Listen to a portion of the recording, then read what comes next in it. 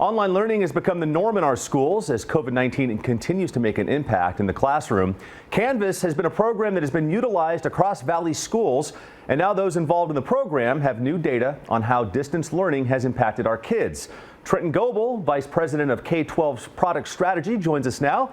Good morning, Trenton. Thanks for being here. Good morning.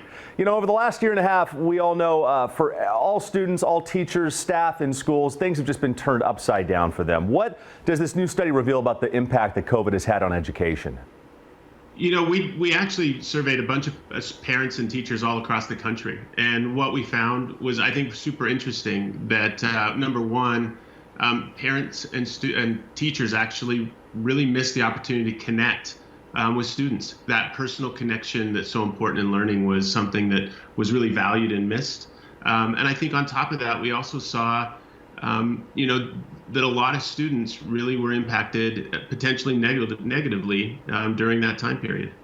Now, looking at the study as a whole, what are some of the trends that you guys found in the research that, from the feedback, that you said that they missed the face-to-face interaction? Do you think that the future of education has been changed with everything going on with COVID? Yeah, absolutely. I think one of the things that has become really clear is that being prepared for, a situation where students are going to have to be remote, that's more common than people would think. It's not just in a time of a pandemic that we may be in remote situations where, students who are going on long-term vacations or out sick, the opportunity for us to keep students connected in a virtual or remote setting is something that we will continue to see moving forward. Now, especially in schools, testing is such a big thing when you look at those benchmarks, the milestones, and just assessing where students are in their grade level. Going forward with everything that's changed over the last year and a half, is there going to be any changes, you think, in how students are going to be assessed and tested going forward?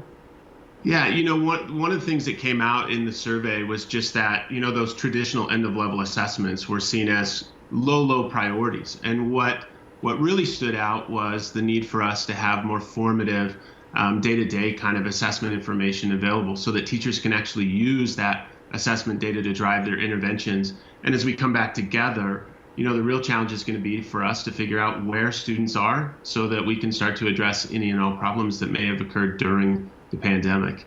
Now, I know there's a lot of, still questions out there. We're still,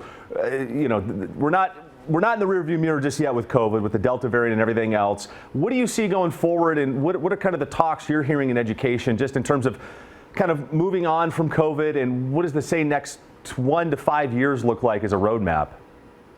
Yeah, I think everybody's ready to get past COVID and return to what I think people would call normal. But I think most people acknowledge that we've made some pretty quantum leaps in terms of student access to devices, the internet, the way that we expect from a parent or student perspective to be able to have access to our learning online.